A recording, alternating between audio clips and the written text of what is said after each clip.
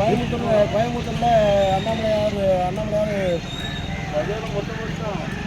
அண்ணாமலையார் தோத்தாச்சுன்னா நான் மொட்டை போட்டுக்கிறேன்னு சொல்லி நான் பந்தயம் கட்டியிருந்தேன். அவர் தோத்துட்டாரு, அதனால நான் மொட்டையை போட்டுக்கிட்டேன்.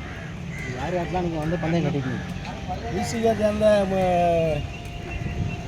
முத்துச்செல்வம், அண்ணாடியை சேர்ந்த சிவராஜன் அவர்களிடம் எங்கள் கட்சி கோயம்புத்தூரில் தோற்றுவிட்டால், அண்ணாமலையார் தோற்றுவிட்டால் நான் மொட்டை எடுத்துக்கலாம் என்று நான் கூறியிருக்கிறேன். அண்ணாமலையார் தோற்றுவிட்டார், அதனால் நான் மொட்டை எடுத்துக்கொண்டேன்.